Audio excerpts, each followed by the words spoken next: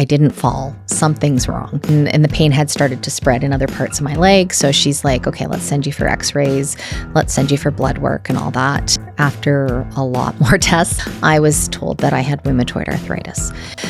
Yeah, I think your diagnosis is wrong. You're too young, but if the meds are working, just stay on the meds and, we can reassess.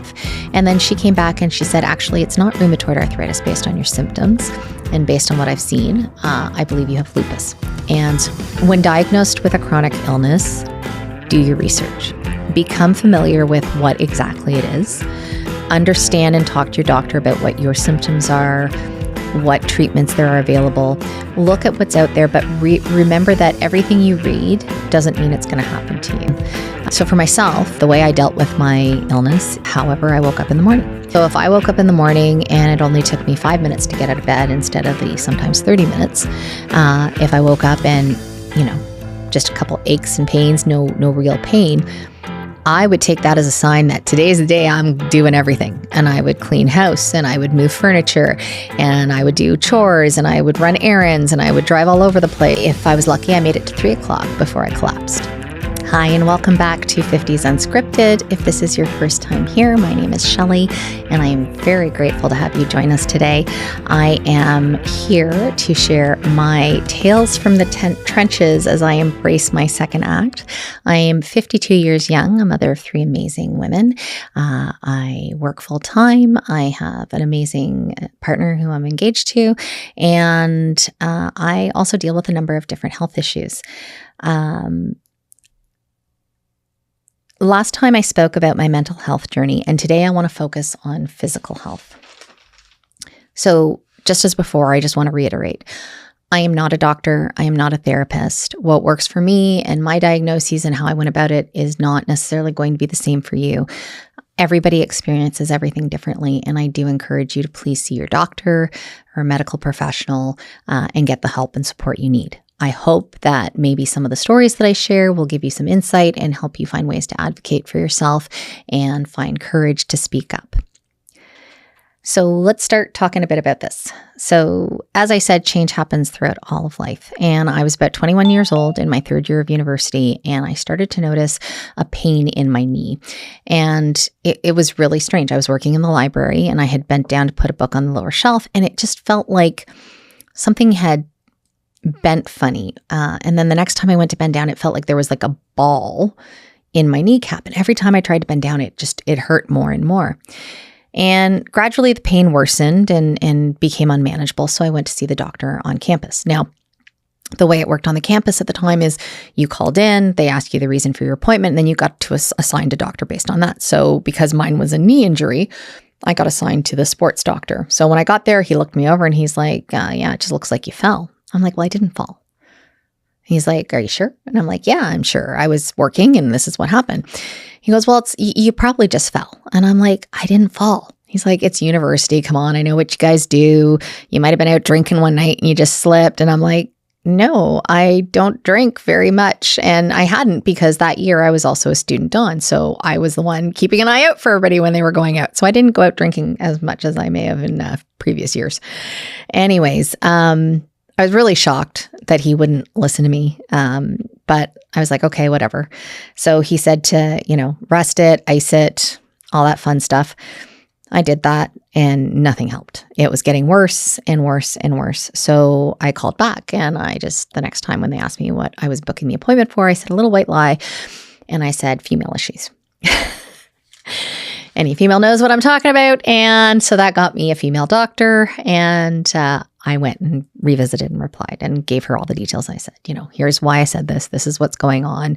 I didn't fall. Something's wrong. And so she looked at it, and the pain had started to spread in other parts of my leg. So she's like, okay, let's send you for x-rays. Let's send you for blood work and all that. And through that and monitoring, they did find some inflammation. They found some weird things, not injuries, but just inflammation and stuff. So I was sent to a specialist, a rheumatologist, at the hospital in Peterborough. And from there, after a lot more tests and a lot more review, I was told that I had rheumatoid arthritis. And I was put on some medication, and I slowly started to improve. When I graduated, I moved back home. I found a rheumatologist close to home, and he looked at me, as I've had many doctors looked at me from that age. Yeah, I think your diagnosis is wrong. You're too young, but if the meds are working, just stay on the meds and, we can reassess. But there's nothing really for me to do. I don't think that's right. So then shortly thereafter, I found a job full-time in Toronto. And when I moved out on my own, I found a new family doctor, and I mentioned to them that I would like to be referred to a rheumatologist because I would like to have this checked out. I got mixed answers. I don't know, maybe it is something else. Fortunate for me, they had a rheumatologist who worked out of their office, so I was able to see her. So I met with her. We talked about how everything had gone down in that third year university. She sent me for blood work and x-rays and ultrasounds and all kinds of stuff. And then she came back and she said, actually, it's not rheumatoid arthritis based on your symptoms. And based on what I've seen, I believe you have lupus. And so for 10 years, I was treated for lupus. And I did have it show up in my blood work a couple of times, certain markers. So life happened after those 10 years, and I moved. I had my kids, and I needed to find a new doctor closer to home. And I was back to when I walked in, because my family doctor had put me back on the meds that I had been on before. Everything looks fine. Your inflammation's not that bad. I really don't think there's an issue here. So I was just like, you know what? I'll just deal with it. As long as I know what I'm looking for, I know what the challenges are, I'll be fine. And so my family doctor kept prescribing the meds, and I kept doing it. Then around the summer of 2016, I started to get a lot of back pain. So I started doing physio. And the physio was great, except the pain was now spreading. It was in my back, it was in my legs, my arms, my feet. It was my whole body. Everything hurt. It hurt if I was standing. It hurt if I was moving. It hurt if I was sitting. It hurt if I laid down. It would wake me up in the middle of the night. My family doctor, I went and saw her, and she's like, okay. I said, can you refer me back to the rheumatologist that I saw who diagnosed me for my arthritis? She was in Toronto still, so it would be a bit of a hike, but I didn't care. So I went back down and saw her for the first time, and I can't think of how many years that was. So that was probably a good 10 years since I'd seen her. And we went through everything, and she's like, it doesn't sound or look like it's lupus. She goes, but let's send you for some tests. So she sent me for an MRI. She sent me for blood work. She sent me for all kinds of stuff. And when the results came in, we met, and she's like, nothing is matching up with lupus. It's not lupus. It's not, because I was also concerned because my dad had spinal stenosis, and it wasn't that. So everything she could think of, it wasn't. So we were back at square one. Went back to the doctor. We talked about other symptoms. I was getting numbness. I was getting tingling. So let's check the nerves. So I saw nerve testing done. I don't know what the doctor's called for that. No, normal, nothing. Got sent for more blood work. Got sent for other tests. Nothing. There was nothing. Nobody could find anything. I had people telling me to lose weight. I had people telling me to exercise. I had people telling me all kinds of stuff. So really having a hard time dealing with this. And then I went in and saw the family doctor, and she just kind of looked at me. She goes, I really hate to say this to you, but you may just need to learn to live with the pain. And I just felt gut-wrenched. So as soon as I was walking out of her office, I walked right by the front desk, and I stopped and I turned. I said, can I have an appointment a week from today? And I did that regularly. Every time I saw her, I went in each week, and I kept getting worse and worse. And she suddenly went, you know what? I need to send you somewhere else. I'm going to send you to a pain clinic. We got to figure out how to manage the pain because this is too much. And so I go to the pain clinic after 2.5 years of dealing with this. And the doctor does his tests. He, does all the exams. He's moving. Everything hurts now because he's touched every pain point that I have. And he's like, okay, I need you to answer some questions. We went through it all. And he goes, okay, let me just look at this. And he turns around. He goes, before I say anything, I just want you to know you are not crazy. And he put his hand on my knee when he said that. And I just started to cry. Because I did. I really thought I was losing my mind. How can I be in this much pain and nobody can find it? He then proceeded to explain to me that the condition I have is called fibromyalgia. And it's not fun. It's extremely painful. We talked about the treatment plans that he had. He educated me, told me what resources, where the best things were, what books he recommended. He was doing a study on fibromyalgia, so that really helped. And honestly, that was huge. So the first thing I learned from all of this is that nobody is going to stand up for me better than I can do it for myself. So I was the advocate for myself. I learned from this that I can keep asking for input. I can keep going back to the doctor. I can keep asking for tests. I can ask for referrals. Don't be afraid to ask for that second opinion. Don't be afraid to look stuff up and say, can you check this? It's your health. You know your body. And if something's not right, ask about it.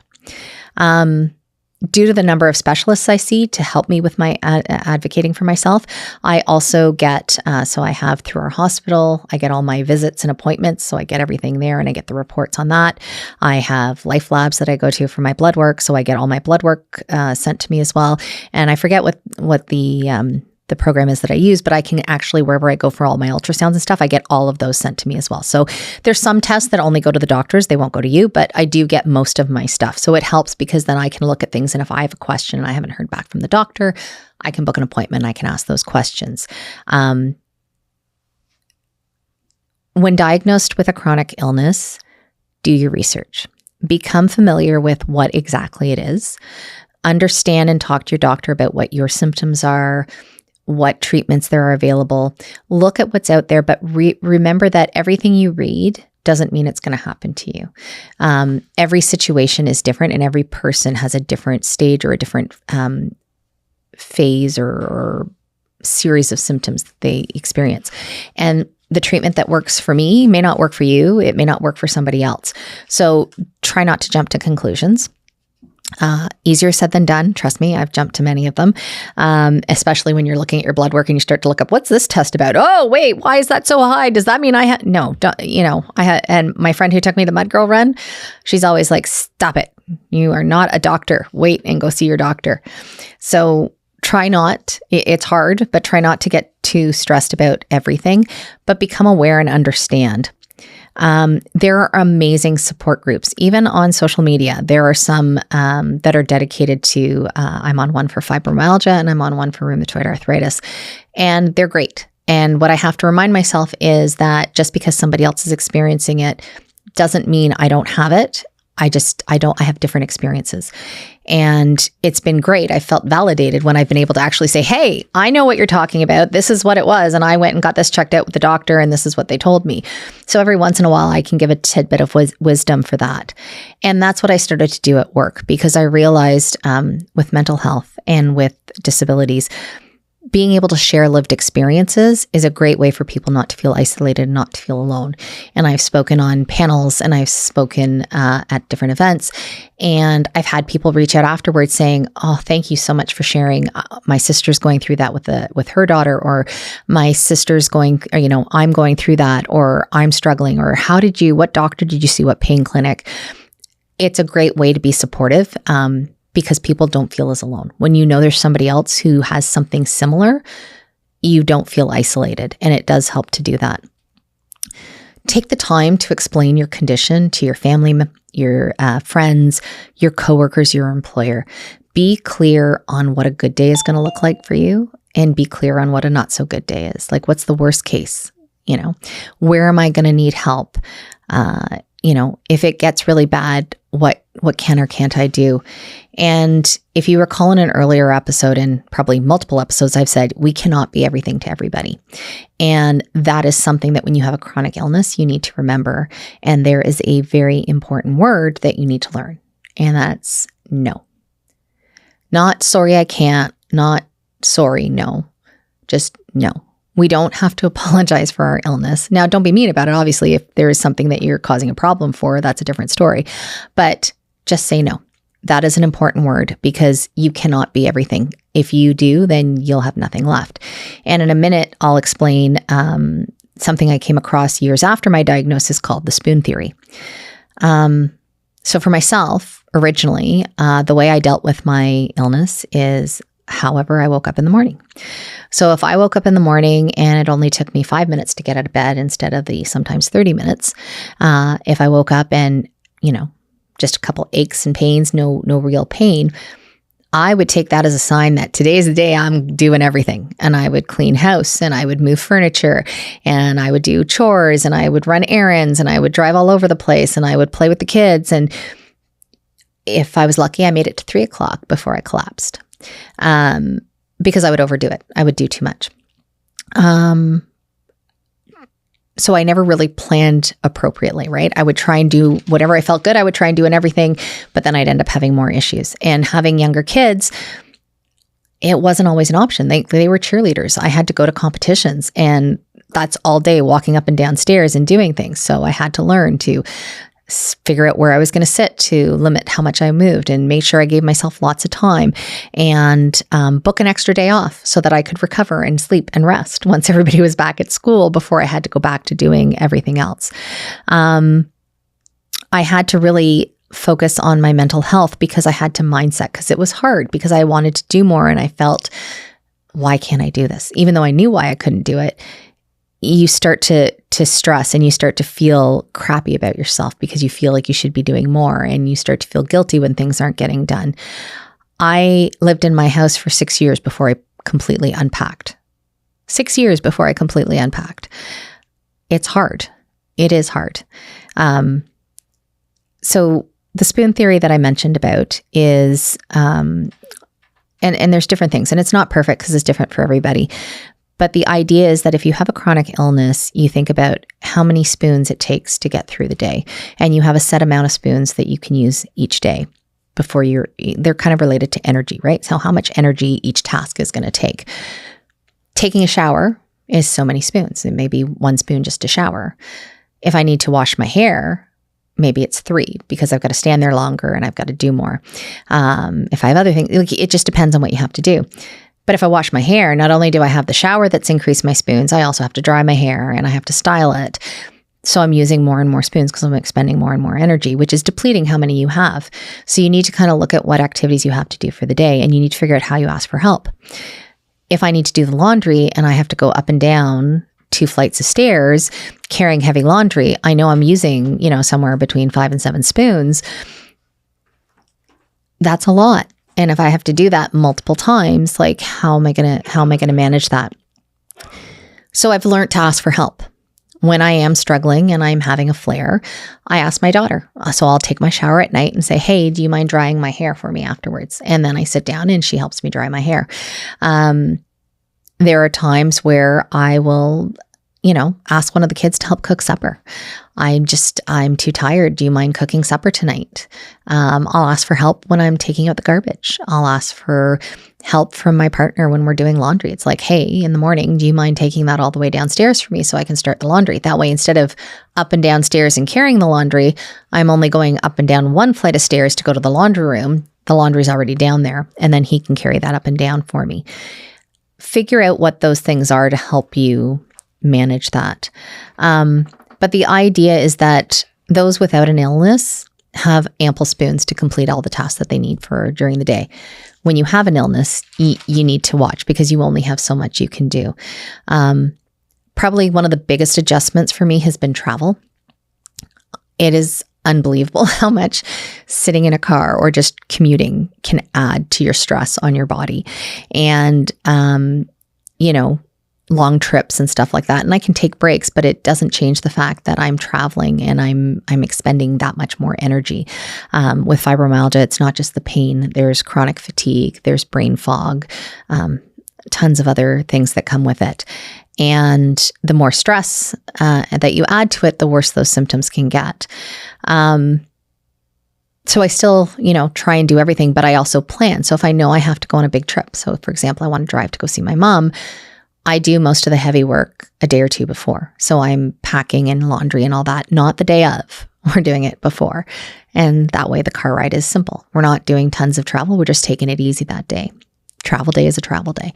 I do take breaks to stretch my legs because too much does make it worse, but it doesn't eliminate the fact that once we get there, instead of, it'd be like, hey, let's just go out for dinner or let's order in or something like that. We're not necessarily doing a ton of stuff. As I mentioned, I do the Mud Girl Run, and I still do that. I've done it now 5 years. I've done it for 5 years, not in a row because there was COVID in the mix there, but I have done 5 Mud Girl runs. So I was very excited. And that's a lot of spoons. I have nothing left that day. So I pack everything the night before. I get dressed. I go. I do the Mud Girl Run. I sit in the car. Dan's gone with me for the last couple of years. He drives. And we get home, and the only thing I do, which is definitely using whatever left is of my energy, is washing, because let me tell you, there's mud in places you wouldn't imagine. And then I lay down on the sofa and I do nothing for the day. I might read a book. I might fall asleep. I might watch TV. I don't cook. We order in, or we, go for takeout or something like that. But I plan my day around it. I try and do the Saturday when I can, so I have the Sunday to recuperate. But it's about planning. I have to plan, and I have to think about what I want to do ahead of time. And that's the way I deal with everything, right? So I just have to make sure that I am doing that. And that's why I'm very clear. Like when I go do the Mud Girl Run, I try my best. I don't run. Occasionally, if I feel up to it, I might. But if I'm tired or if I'm not feeling it, I don't. I don't push myself. I just want to complete it. That's the goal, because I'm not letting my illness stop me. So as I said, I plan a lot. Some additional challenges dealing with the fact that I don't look or act sick. So watching this today, you probably don't realize it. But right now I'm in the middle of a flare. I have not been sleeping well. I've had a couple of nights where I'm lucky if I got 2 hours sleep. Everything's hurting right now. I am not in my nice dressy shoes. I've got my sneakers on. I've been using my cane a bit and stuff like that. But it's hard because I don't look sick, and I make an effort to not look sick. When I go out, I put on my makeup, I do my hair, I dress nice because I don't want to draw attention. I want people to see me for who I am and not my illness. But it means that on days when I'm not feeling great and I'm standing in line for the elevator or trying to use a ramp to get onto the GO train and I get that nasty look, I'm like, yeah, I saw that, but trust me, I'm allowed to be here. I need it because I might fall otherwise, because my leg might give out or something. And it's hard. It's hard because we really don't know what people are dealing with. So back to the be kind. You never know what those around you are dealing with. But just please do talk to people. Just because you're not wearing your illness doesn't mean it's not good to talk and sharing those experiences. It helps to break down the stigma. It helps to help other people understand how to deal with you, how to help you and support you. I have been very fortunate. I've had conversations, like my current manager and we talk all the time and we work through, and it's like, what do you need? Well, I need this and I need that. And here's what'll help me do it better. My colleagues understand. So there's days where I just don't walk for a coffee. I'm like, hey, you want a coffee? I'm like, I have it ordered and it's waiting. If you can pick it up for me on the way back, that's great. There are ways that, you do that. And by being open about it, it also means people come and talk to you. So if people are struggling and they're trying to figure out how to get help, they'll reach out as well. As I said, my illness doesn't define me. I have my career and I've worked really hard, and I think I'm quite successful in what I do. I'm not perfect. I'm always learning, just as I do in life. But I like my job and I like what I do. And I've managed to become a manager. I have staff who I love working with and supporting them in their goals and their journeys. And I think the fact that I am transparent about some of my challenges helps them to be open with me as well. And through this, I've managed to figure out my weight management, which is huge because fibromyalgia, one of the one of the things that helps is being active. So actually physically moving. So try figuring out how you get up and move when your whole body is screaming at you in pain. But it's hard. It takes time. But once you find the right thing, that right mix of self-care and compassion for yourself, showing yourself grace that it's not going to be perfect, but you can get through it, and forgiving yourself on the days where it's hard and you just can't. There are weekends where I just can't. I look at the house and I look at the dishes and I'm like, I can't. They have to wait. I just don't have the energy. And it's hard because you do beat yourself up for that and you do feel like you should be doing more. But you give yourself grace and you say, tomorrow's a new day.